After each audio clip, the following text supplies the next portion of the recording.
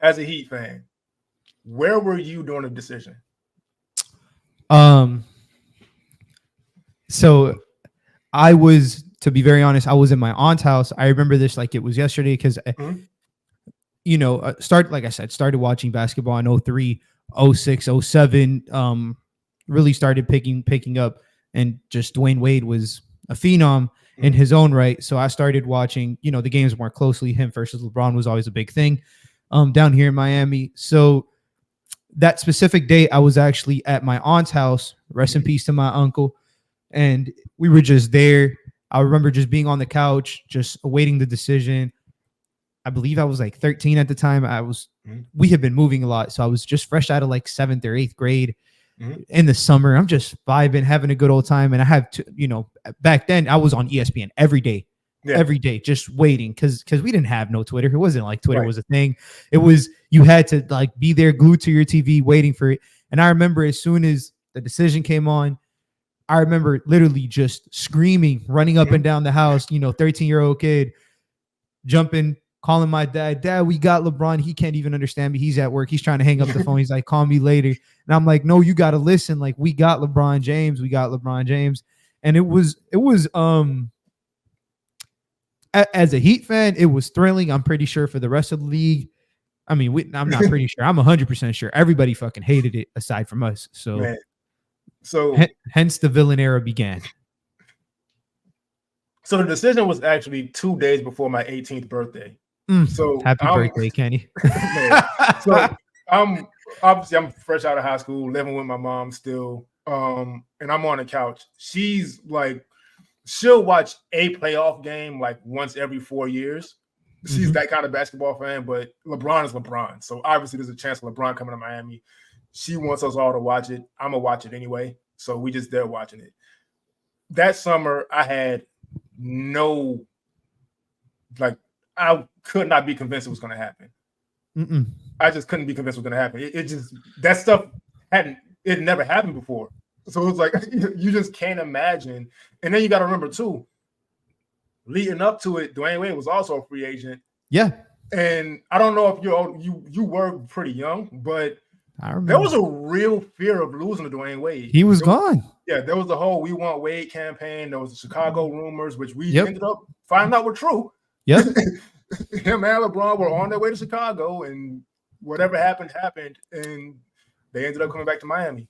But so one of the stories I actually that used to get tossed around. I used to work at the Heat Arena for a while. One of the stories that used to constantly get tossed around by one of the he was like a trainer there, like he was not like a trainer, like he did like the physical therapy on the players.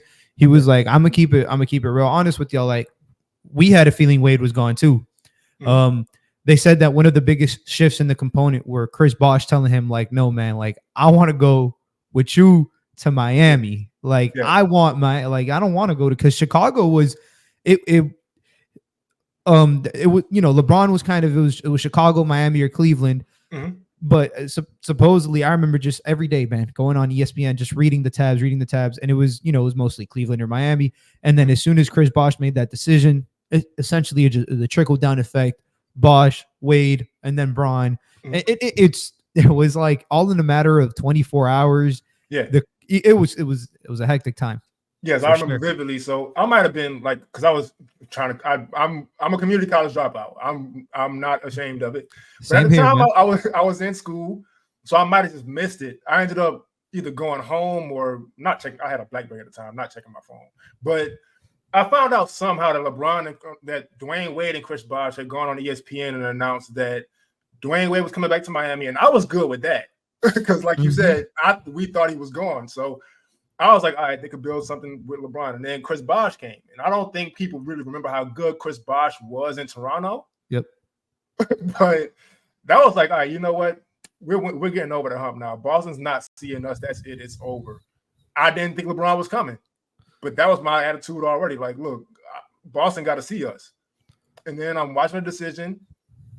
LeBron says, I'm taking my time to South Beach. I'm not going to get into how much I hate when people call Miami South Beach. That's just a whole... That's a conversation for another different conversation. I lived in Miami my entire life. I've been to South Beach one time. I went to South Beach the this is a weird story, but before high school, I went to South Beach one time. Mm-hmm. It was a field trip, like a church field trip to like a financial panel that was held inside of a club during daytime, a club called Mansion. And people on the panel were like Trina, like Joel Santana, Susie Orman, and Joe Budden. It made no sense. Joe Budden, what a. But I was like 12 years old. We had that field trip. And then I went to South Beach a couple times in high school. Didn't enjoy it, but I went because my friends went. Yeah. And then I worked over there. Terrible place. I hate it to death. But back to the story. Yeah.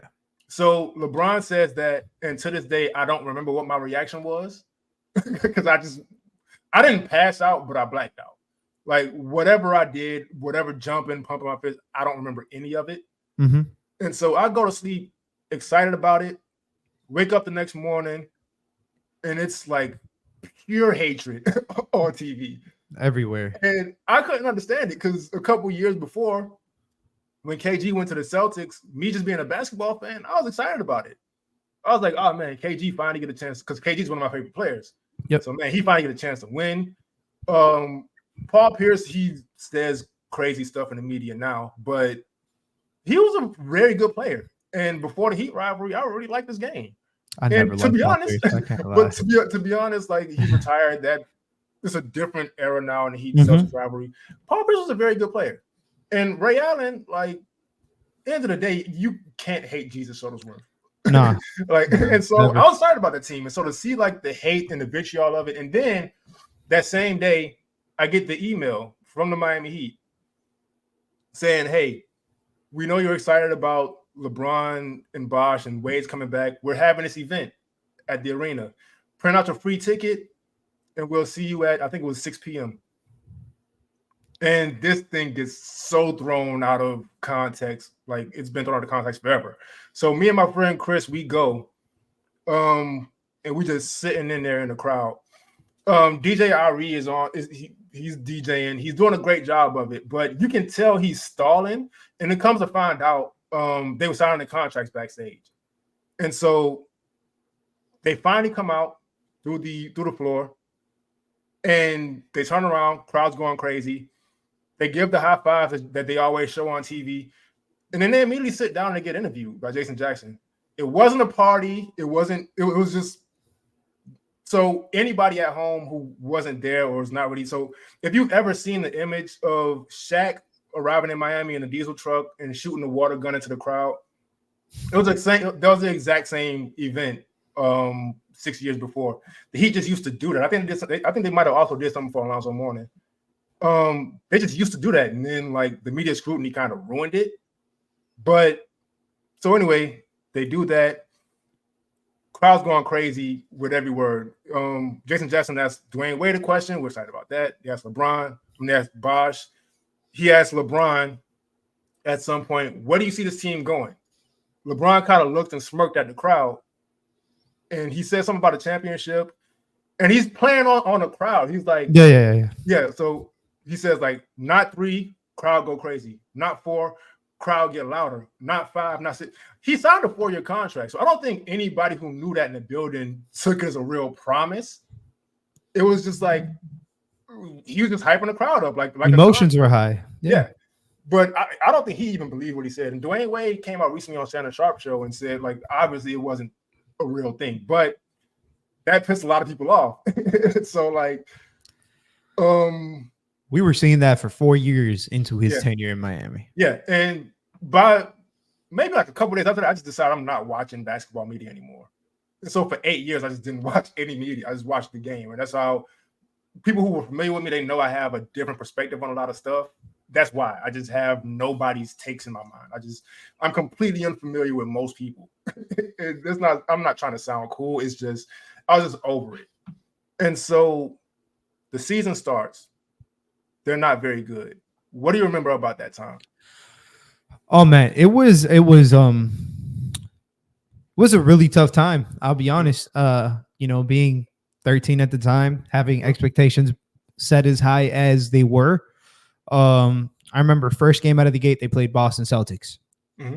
and they literally lost, and I could not fathom this team of this many talented players losing a basketball game. Yeah. And I believe they started something like 9, I believe it was 9-8 through their first 17 games.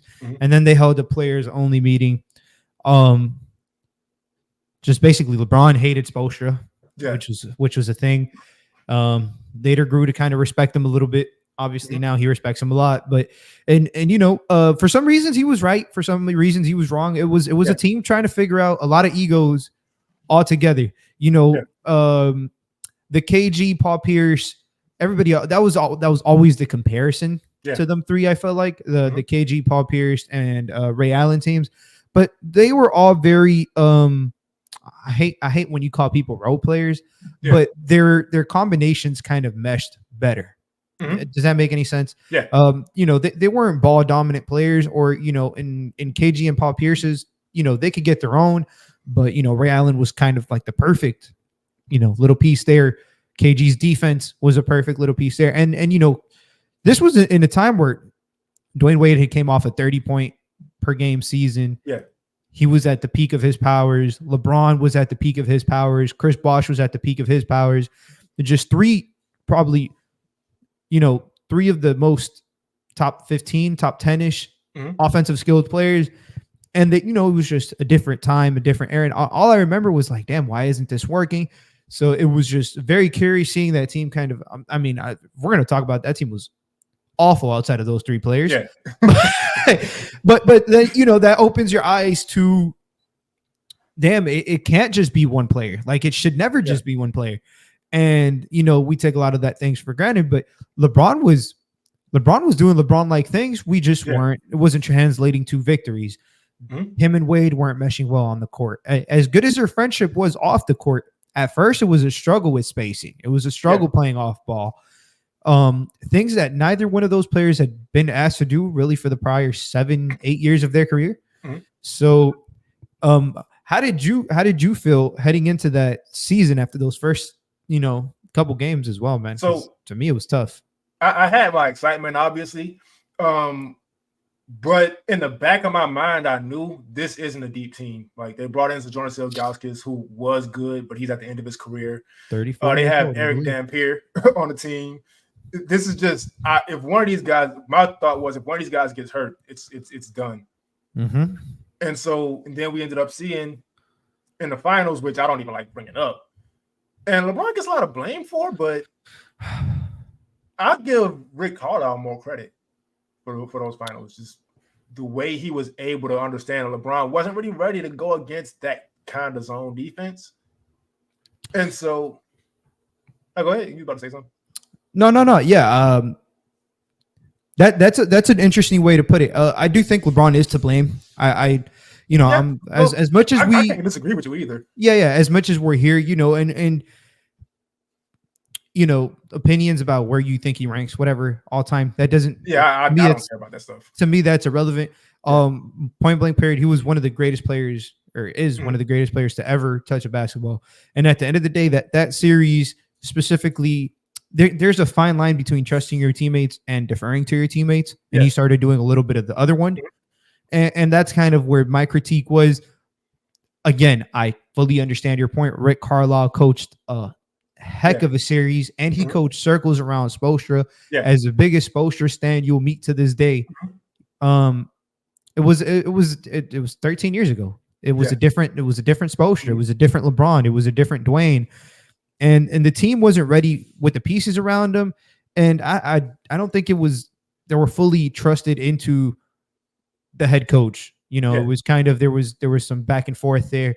It took a while for that to get settled, but I do think LeBron deserves some credit, specifically in the fourth quarters. I mean, his stats, he averaged like 19 or 20 for that series, which is ridiculous that people clowned him for averaging 20 in a series and, not being good enough when, and they're kind of right to a certain degree, but, it is what it is. So I was just, man, that series really, really hurt. And I'm pretty sure we'll talk about him at some point, man. Dirk, man, Jesus Christ. He was a bad motherfucker during that whole series. There were no answers for him. So it's a lot of credit. LeBron deserves some blame. Spoelstra deserves some blame. The whole Heat team deserves some blame. Yeah, for sure. Carlisle deserves credit. Dirk deserves credit. Jason Terry deserves credit. Yeah. That's kind of worse. And then I don't know what happened in the offseason because part of it, like we know the story, Dwayne Wade told LeBron, be LeBron. But also, it was very noticeable that next season they brought in to what Eric Spoelstra was trying to do. And that's interesting to me because Eric Spoelstra was still very young. And if I hadn't known his background and he is the coach that was assigned to develop Dwayne Wade and kind of turn Dwayne Wade into who he is, I would have been a lot more impatient with him back then. But I did know that, and he had my trust. So they come back the next season, and first of all, the reason I give Spo a lot of credit for these teams, although obviously they had the talent, I'm not taking away from the players. For sure. But there was a defensive buy-in with those teams where, like, if you look back again, like if you watch a game from that era, you just can't even fathom the stuff they were doing defensively. It was other tier defensively. It was LeBron's best defensive rating ever. He got LeBron to literally turn into, top 3 defender in the league. Should have been defensive player of the year. Should have been defensive player of the year. Just an absolute hound defensively. Him and Wade, they figured out that, the offense wasn't going to be there all the time just due to some of their shooting inconsistencies at the time. Chris Bosh still wasn't really known as a floor spacer by this point. I believe he wasn't even shooting more than a 3 a game at that up until like his 3rd season with the Heat. So it was just a complete different switch. A lot of new things. To this day, it sounds crazy. This is like 11 years ago. Chris Bosh was not viewed as a center, right? And he was like 6'11", 240. It's funny because Alonzo Mourning was just like 6'10", 230, and he was, But regardless, he wasn't viewed as a big because as a true 5. And it was just a lot of forward thinking from Spo, a lot of new meshes, and a lot of credit also to LeBron and to Shane Battier. That was one of the big acquisitions that offseason. That helped to start right the ship, I guess. Kind of get LeBron's legacy. I don't want to say saved. Do you think that saved LeBron's legacy at the time? After the first ring against OKC, sorry. I wouldn't necessarily say save because I feel like he's such a good player. He would have ended up winning somewhere anyway. Okay. But it definitely shut a lot of people up because the LeBron no championship stuff was real brutal, which is kind of crazy to look back on because he was like 25 years old. And it's just like, what? Like, I get it. He's like this great player, but what do you really want? And so also I do want to just not to go too far back, but to give LeBron and Spo credit for this after the finals loss against the Mavs. Spo and LeBron worked together, and now LeBron comes back with this high post game. Yep, game changer. And so now you better not play a zone because LeBron's gonna get in that middle and pick it apart. I consider top 3 passer of all time. We know what he can do off the dribble. And it was just a wrap from there. Like, I understand LeBron was always an incredible player, but after that finals loss, just took off. Like, it was something completely different. Yeah. That following year, I feel like the OKC championship was kind of like I don't want to say nothing's easy in the NBA, but it was probably the perfect scenario for that LeBron Wade team going up against really young James, Russ, Ibaka, KD team. Jeff Green, I believe, was on that team, if I'm not mistaken. And just going up against these young players at that time, it helped them set their footing. But man, oh man, we have to talk because I personally think this is the best basketball player I saw was the year after Kenny. Oh, yeah, 2013. 2013 LeBron James. What are your thoughts? Because I was, as much hate as Spoelstra had gotten after that 2011 run, him and Bron. 2013 LeBron was the most efficient LeBron has ever been in his career. And it was a tier of efficiency that at the time, not even big men were doing. Right. centers weren't shooting what LeBron was shooting from the field. Centers didn't have LeBron's true shooting percentages at the time, and this was still like a center league pretty much. It was it was. I would say we're kind of transitioning out of the center league, but it was still very relevant. We still had very very good players at that position. A la Dwight's and all of these other names in there. Timmy, and even though he wasn't really a 5, but you get what I'm saying. It was a big league. Players playing close to the basket. And LeBron was really doing this from all areas of the floor. Yeah. His post game got a lot better. Like you said, the spacing started getting better. Chris Bosh started getting better. And you just really, I feel like that 2013 team really started to hit their stride. I feel like that was probably the best team. Yeah. And then I'm curious, how did you feel about LeBron specifically in that against the Pacers for that period of stretch? Because I feel like that was the Pacers. It was a tough time for them because it was a lot of Pacers, a lot of Boston.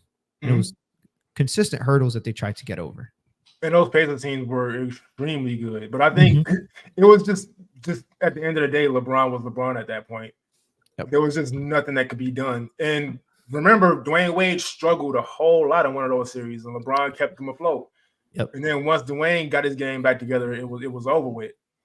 And I also, last thing I want to say about the 2013 season, either going into that season or at some point around the beginning, he did an interview where he said he wanted to be Defensive Player of the Year. And I was like, oh, because LeBron in his first stint in Cleveland, he wasn't really known as a defender. Like, he had to chase down blocks, and that was great highlights, but he wasn't really known as a defender. But then you could really see, because us being Heat fans, we know from our whole lives how much this team takes defense seriously. Yep. And so for LeBron James, this superstar since he was 15, 16 years old, to decide this is what I'm focused on right now is defense. You just knew at that point, like, they couldn't lose. Yeah, it was a complete switch in his mentality, and it was on a possession by possession basis. Like him, his ability to just almost, I don't want to say single-handedly, they had a lot of great defenders, but just turn games on the defensive side of the game. Because back then it was like you were still walking the ball up the court every single time. So that was LeBron's way of getting himself some easy wins and just being, and it was just he was wrecking havoc defensively. Absolutely. Yeah. And so then they repeat 2013. There's really nothing else that could be said about him negatively at that point. Not a thing. Now, the next season, not necessarily him. Me personally, watching that team, I kind of felt maybe halfway through that it was kind of over. Yep. There was not only just Dwayne Wade energies, it just felt like because that 2013 team was so much fun. That was like they did the Harlem Shake video, all that stuff. That was peak. Yeah. And then 2014, it just didn't feel the same. You had Dwayne Wade injuries, like I said, and they looked kind of tired of each other. I'm not going to speculate on that. But it's also been reported that they were tired of each other at that point.